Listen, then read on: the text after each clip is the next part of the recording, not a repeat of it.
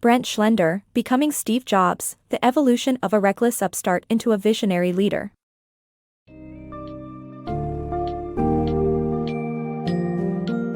Dive into the journey of the legendary Steve Jobs, as Becoming Steve Jobs uncovers the evolution of a reckless upstart into a visionary leader. This summary of Brent Schlender's book will impart the lessons learned, moments of inspiration, and key decisions made by Jobs that drove his success.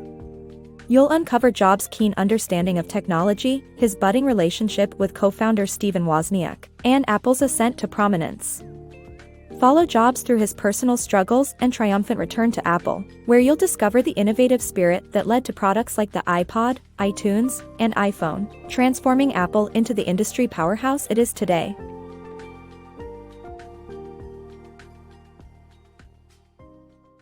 Apple's humble beginnings. Born on February 24, 1955, Steve Jobs was adopted by Paul and Clara Jobs, a working-class couple.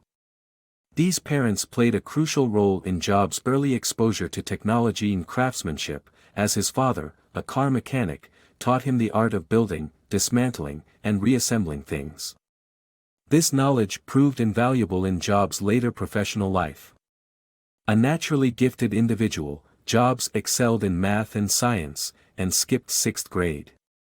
This led to his acceptance into the Explorers Club, where he worked on electronics projects at the Hewlett-Packard campus and used a computer for the first time.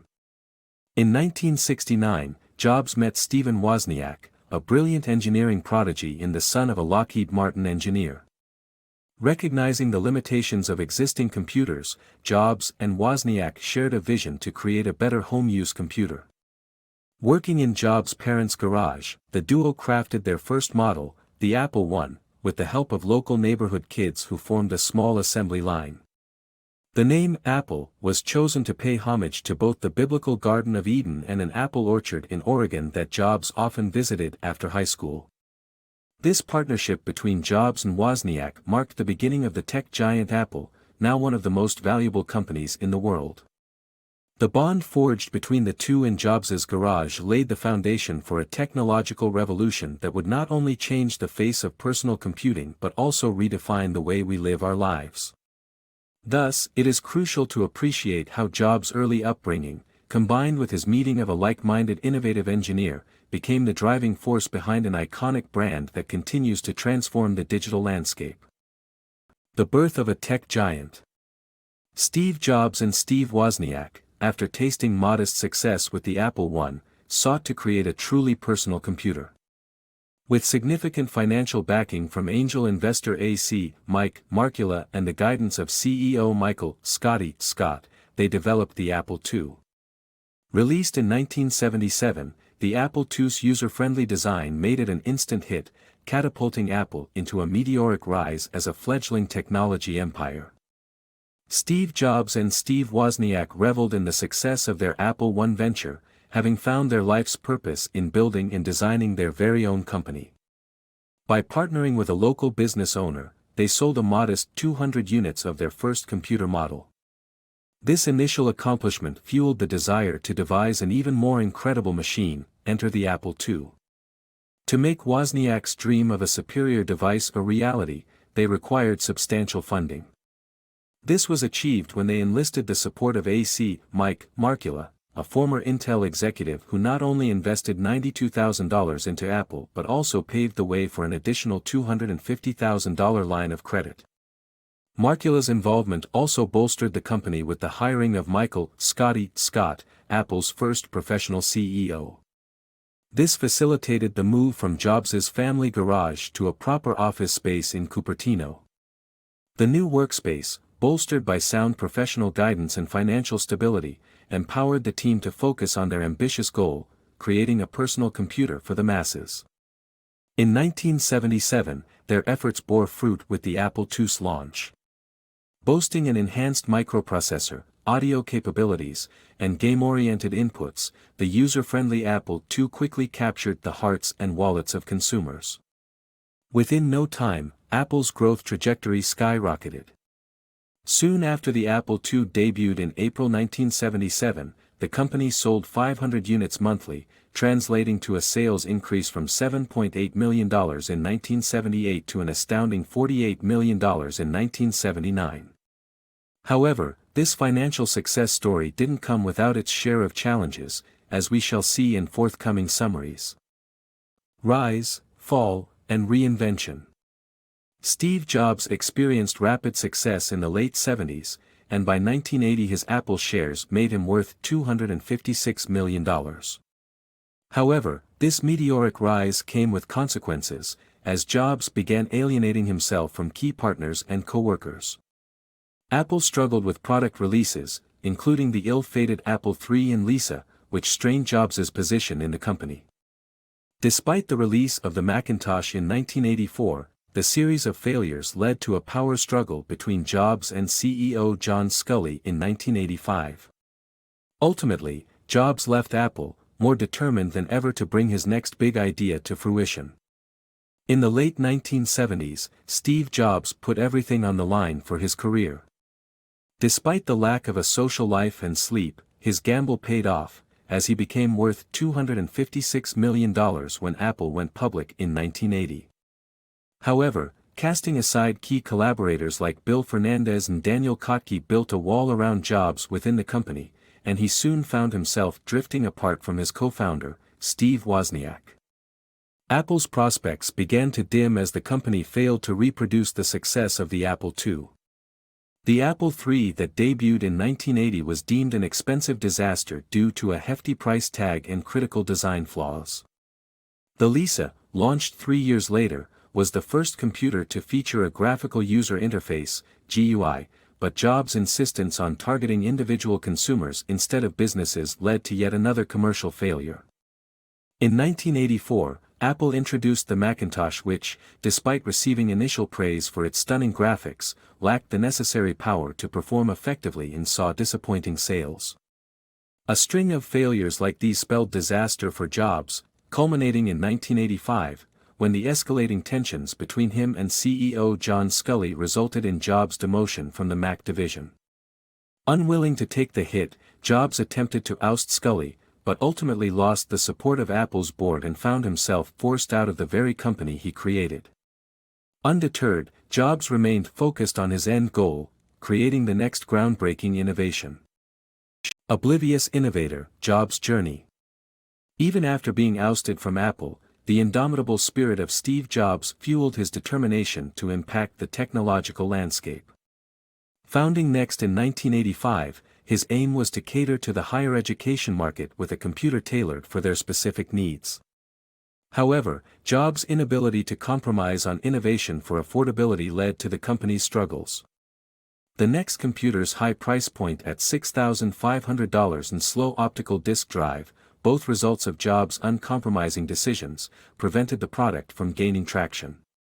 Despite Next's disappointments, Jobs simultaneously invested in another venture, Pixar, which would ultimately pave the way for his return to Apple.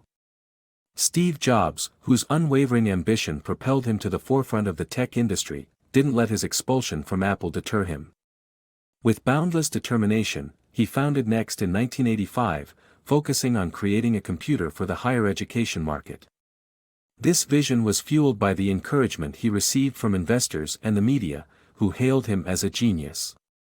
He was confident he could build incomparable products and excel as a CEO. However, Jobs' unyielding pursuit of innovation impeded the company's success. Despite being informed that the target market could only afford $3,000 for a computer, Next's first model debuted in 1988 with a whopping price tag of $6,500, rendering it inaccessible to potential consumers. It demonstrated Jobs' tunnel vision, prioritizing revolutionary components, like the optical disk drive, that offered no actual benefits to users. Amid the challenges at Next, Jobs expanded his reach by becoming the majority owner of Pixar, a subsidiary of Lucasfilm dealing in high-tier software for 3D image manipulation. Despite Jobs' struggles with balancing innovation and feasibility during his tenure at Next, it was his association with Pixar that ultimately charted a path for his triumphant return to Apple. Gates, Jobs, and Pixar's revival. As Steve Jobs faced challenges with Next, Bill Gates and Microsoft took the lead in the tech industry in the 1990s. While Jobs focused on creating the perfect machine, Gates prioritized reliability and progressive improvements. However, Jobs' fortune started to turn around as Pixar partnered with Disney, releasing the massive hit, Toy Story. This success not only made Jobs a billionaire but also significantly boosted his confidence and taught him valuable management lessons, setting the stage for his future comeback. While Steve Jobs' vision for Next wavered, another tech giant rose to prominence, Bill Gates, the founder of Microsoft. Dominating the 1990s tech industry, Microsoft eclipsed the likes of Next and Apple, becoming the world's leading software company by 1991.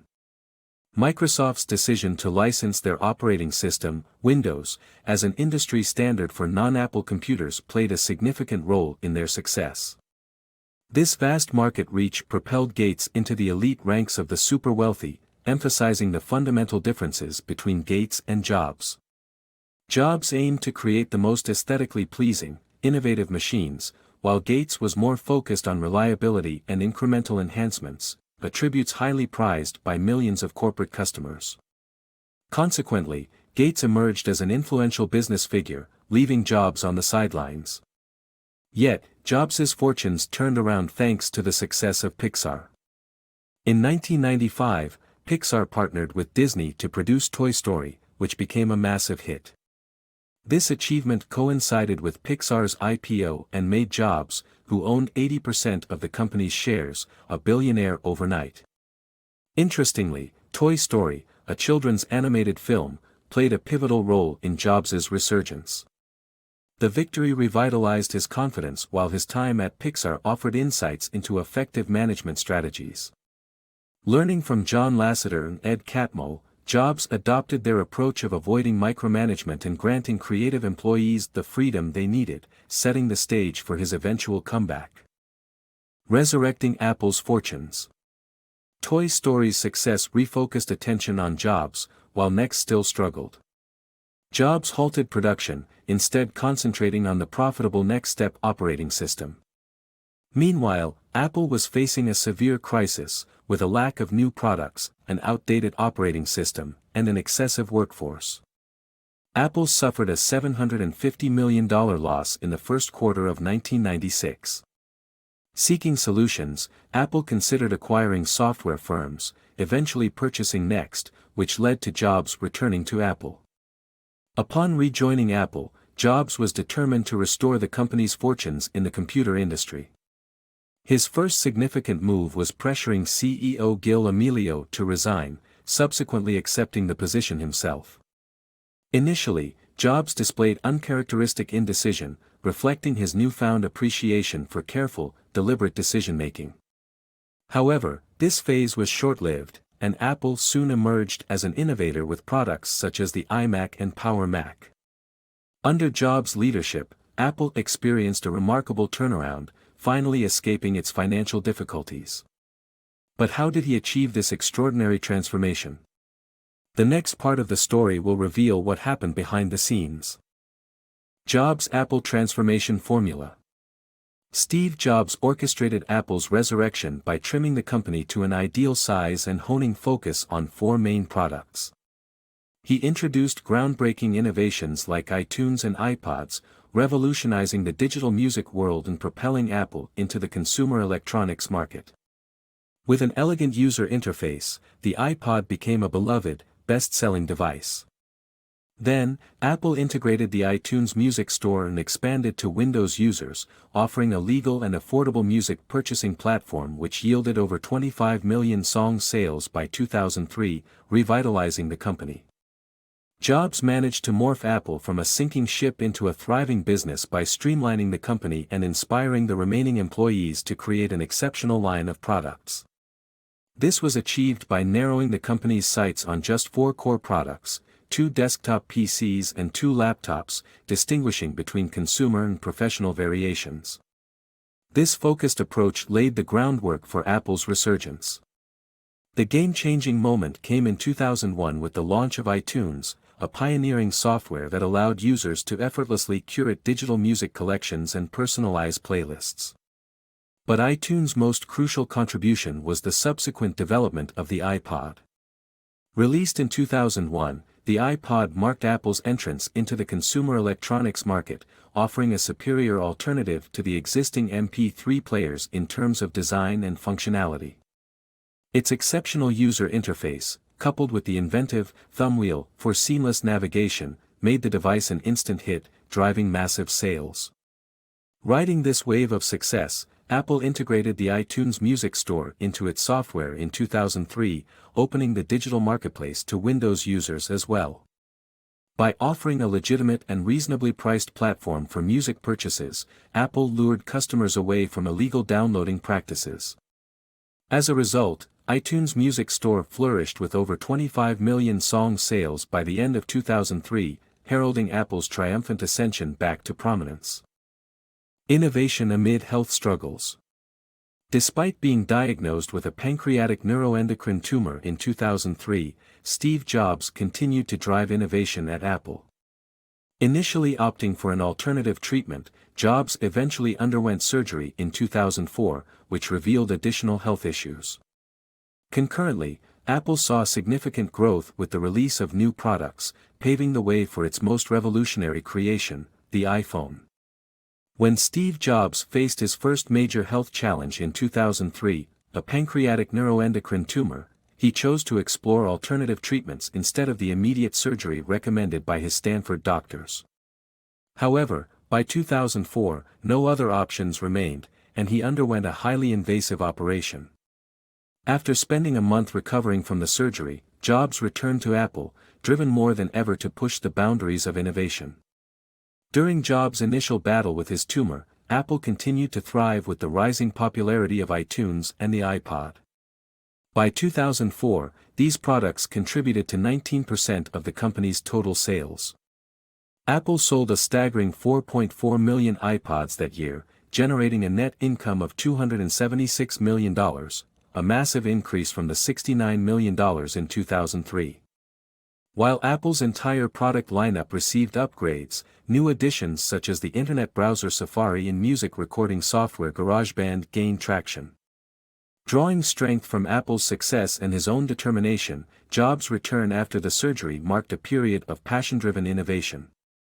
This drive eventually led to the development and release of Apple's most groundbreaking product, the iPhone. The device revolutionized the way we communicate and interact with technology, solidifying Apple's position as a leader in the tech world. Despite the challenges he faced, Jobs never faltered in his pursuit of excellence, propelling Apple to greater heights and leaving an indelible mark on the industry. Birth of the iPhone revolution. Back in 2007, smartphones like the BlackBerry and Palm Trio existed. Their primary functions were checking email, retrieving contacts, and managing calendars.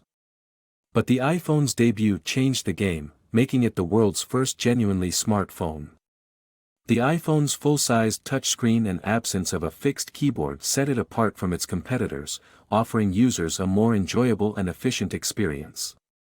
The technology behind it, multi-touch, can be traced back to 2002 when Apple experimented with creating more intuitive ways to interact with computers. Furthermore, the iPhone's success can also be attributed to its roots with the iPod, combining elements of a phone, iPod, and computer into one sleek design. Despite initial limitations on app development, the release of a software developer kit in November 2007 paved the way for the iPhone's transformation into a versatile device that remains the most successful consumer electronics product to date, with over 500 million sold and enormous profits for Apple. Legacy of persistence and innovation. Despite his declining health and ongoing battle with cancer, Steve Jobs never let his illness overshadow Apple's daily operations. His unwavering dedication enabled the release of groundbreaking products like the MacBook Air in 2008 and the iPad in 2010, fundamentally transforming the tech industry. Jobs' casual and user-friendly demonstration of the iPad's functions emphasized its intimacy and accessibility for everyday computing. After Jobs passed away in October 2011, Tim Cook, Jobs' longtime colleague and friend, stepped in as Apple's CEO, continuing his legacy of growth, success, creativity, and innovation. As Apple flourished in the marketplace, Jobs' health worsened, but his determination remained unshaken. Despite his diminishing physical condition, he vigorously pursued groundbreaking designs, resulting in two revolutionary products, the slim and sleek MacBook Air in 2008 and, later, the remarkably versatile iPad in 2010. The MacBook Air, with its exceptionally thin profile, became Apple's most sought-after device, while the iPad took further strides into the future of consumer technology. The iPad's introduction embodied a pivotal moment in Apple's history. Jobs' simple, casual demonstration from a couch resonated with consumers, showcasing the iPad's intuitiveness and the ease with which it could bring computing into one's living room. Elevating user experience above everything else, the iPad carved out an entirely new space within the tech arena. Despite Jobs' ongoing personal battles, he maintained his efforts to innovate until his passing in October 2011, leaving behind a legacy filled with creativity and growth. In his memory, a series of heartfelt funeral services were organized, culminating in a grand event attended by nearly 10,000 people at Apple headquarters in Cupertino. Jobs' close friend and colleague, Tim Cook, took on the mantle of CEO and has continued to propel Apple along its upward path, ensuring that Jobs' innovative spirit lives on.